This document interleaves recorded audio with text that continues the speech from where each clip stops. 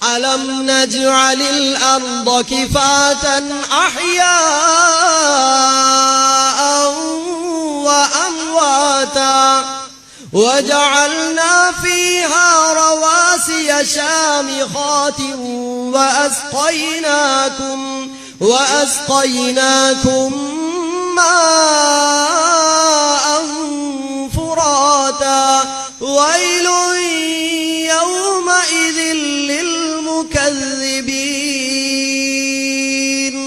ഒരുപക്ഷേ പാരായണം ഇങ്ങനെ പാരായണം ചെയ്തതുകൊണ്ട്, ഇതിനേക്കാൾ നന്നായി പാരായണം ചെയ്യുന്ന ആൾ പാരായണം ചെയ്താൽ ഇതിനേക്കാൾ നിങ്ങൾ എന്ത് ചെയ്യും, നിങ്ങൾക്ക് ആസ്വദിക്കാൻ കഴിയും, നമുക്ക് ആസ്വദിക്കാൻ കഴിയും, ചെയ്യുന്ന ആൾക്കും കേൾക്കുന്നവർക്കും ആസ്വദിക്കാൻ കഴിയും. പക്ഷേ ഇതിലപ്പുറം ഒന്നുകൂടെ ആസ്വദിക്കാം ഈ വചനത്തെ. ഇതിന്റെ അർത്ഥതലം അറിയുന്ന ആളുകൾ ഒന്നുകൂടെ ആഴത്തിലേക്ക്, ഭൂമിയെക്കുറിച്ച് തൗഹീദ് സംസാരിച്ചപ്പോൾ പലരും പലതും സംസാരിച്ചിട്ടുണ്ടാകാം. പക്ഷേ വിശുദ്ധ ഖുർആൻ ഭൂമിയെക്കുറിച്ച് സംസാരിച്ച ഈ ഒരു പ്രയോഗം പലപ്പോഴും കേൾക്കാറില്ല. എന്താണ് ഈ ചോദ്യം, എന്താണ് ഇതിന്റെ അർത്ഥഗർഭം? അലം നജ്അലിൽ അർദ കിഫാതാ, ഭൂമിയെ നാം പാകതയുള്ളത്, ഉൾക്കൊള്ളുന്നത്, മതിയായത് ആക്കിയിട്ടില്ലേ? എന്തിന് പാകതയുള്ളത്? അർത്ഥം പൂർണ്ണമായില്ല. അഹ്യാഅൻ വഅംവാതാ, ജീവനുള്ളവരെയും മരിച്ചവരെയും ഉൾക്കൊള്ളാൻ പാകതയുള്ളതാക്കിയില്ലേ? എന്നിട്ടും നാം ആലോചിക്കുന്നില്ല.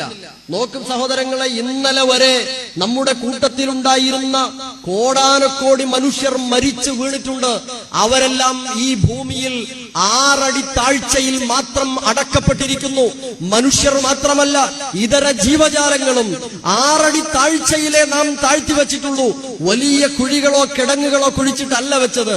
പക്ഷേ അതിന്റെ പേരിൽ ഇന്നേ വരെ ഈ 6 അടി താഴ്ചയിലെ മനുഷ്യ ശരീരങ്ങൾ, മൃതശരീരങ്ങൾ ഉണ്ടായതിന്റെ പേരിൽ നമ്മുടെ തേങ്ങയുടെ വെള്ളത്തിനോ, നമ്മുടെ പേരക്കയുടെ ടേസ്റ്റിനോ, നമ്മുടെ കർമൂസയുടെ പപ്പായയുടെ ടേസ്റ്റിനോ യാതൊരു വ്യത്യാസവും രുചിഭേദവും സംഭവിച്ചിട്ടില്ല. നമുക്ക് മേലെ ജീവനോടുകൂടെ ജീവിച്ചു പോകാൻ യാതൊരു തടസ്സവും ഇല്ല. വളരെ സന്തോഷമാണ്.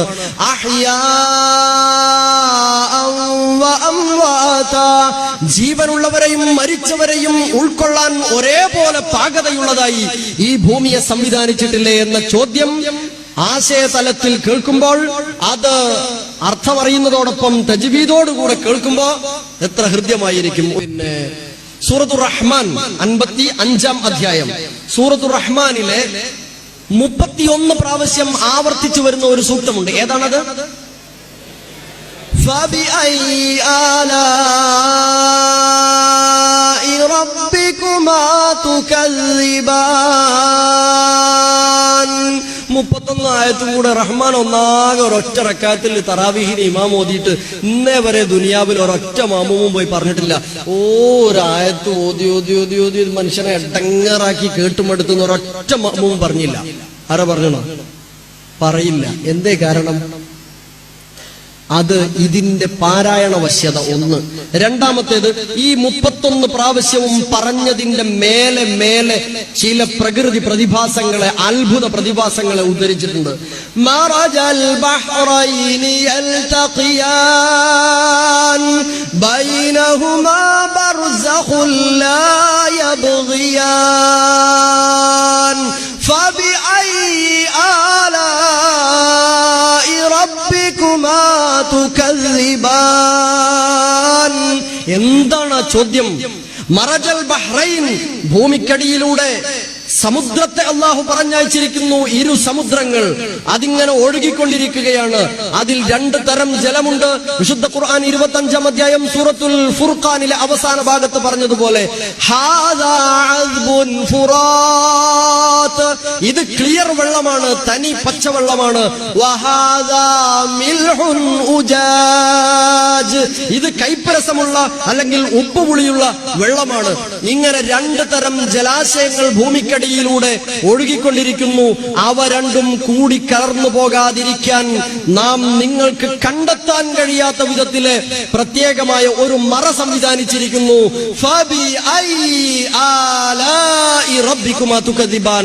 ഇനിയും എന്തേ, അള്ളാഹുവിന്റെ ഏതേത് അനുഗ്രഹങ്ങളെയാണ് കൂട്ടരെ നിങ്ങൾ തള്ളിപ്പറയുന്നത് എന്നാണ് വിശുദ്ധ ഖുർആനിന്റെ ചോദ്യം. അതുകൊണ്ട് ആർക്കും മടുപ്പുളവാകുന്നില്ല. സഹോദരങ്ങളെ, സൂറത്തുൽ വാഖിയ 56-ാം അധ്യായത്തില് 4 ചോദ്യങ്ങളുണ്ട്. ആ 4 ചോദ്യം ഭംഗിയായി ഇമാമു പാരായണം ചെയ്യുമ്പോൾ പകുതി 50% നമ്മൾ ആസ്വദിക്കും. പക്ഷേ അതിന്റെ അർത്ഥം കൂടെ മനസ്സിലാകുമ്പോൾ 100% ആസ്വദിക്കാൻ കഴിയും. ഏതെന്നല്ലേ ആ വചനം? ഖുർആൻ ലേണിംഗ് പഠിതാക്കളായ നിങ്ങളിൽ പലർക്കും അത് പറഞ്ഞു തരേണ്ടതില്ല. എങ്കിലും ആ വചനങ്ങൾ മാത്രം പറഞ്ഞ് ഞാൻ അവസാനിപ്പിക്കാം. വചനങ്ങൾ: അഫറഅയ്തും മാ തുംനൂൻ. പാരായണത്തിന്റെ ആസ്വാദനം മാത്രമാണ് ഇപ്പോൾ ലഭിച്ചത്. ഇനി അതിന്റെ അർത്ഥം, നിങ്ങൾ ഓരോരുത്തരും ശ്രവിച്ചുകൊണ്ടിരിക്കുന്ന ഇന്ദ്രിയത്തെ കുറിച്ച് നിങ്ങൾ ആരെങ്കിലും ആലോചിച്ചിട്ടുണ്ടോ? എന്നിട്ട് ചോദ്യം എന്താണെന്നറിയോ? അഅൻതും തഖ്ലുഖൂനഹു അം നഹ്നുൽ ഖാലിഖൂൻ. നിങ്ങളാണോ അത് സൃഷ്ടിക്കുന്നത്, അതല്ല നാമാണോ? ആലോചിച്ചാൽ ഉത്തരം പറയും, ഞങ്ങളല്ല പടച്ചോനെ എന്ന്. ചോദ്യമാണ്. സത്യനിഷേധികളായ ആളുകളുടെ മുമ്പിൽ പടച്ചോൻ വെക്കുന്ന സൂറത്ത് വാഖിയയിലെ 4 ചോദ്യങ്ങളിൽ ഒന്നാണ്. രണ്ടാമത്തെ ചോദ്യം: അഫറഅയ്തും മാ തഹ്റുസൂൻ. നിങ്ങൾ ചെയ്യുന്ന കൃഷിയെക്കുറിച്ച് ആലോചിച്ചിട്ടുണ്ടോ? നിങ്ങൾ അഅൻതും തസ്റഊനഹു അം നഹ്നു സാരിഊൻ. നിങ്ങളാണോ അത് മുളപ്പിക്കുന്നത്, അതല്ല നാമാണോ?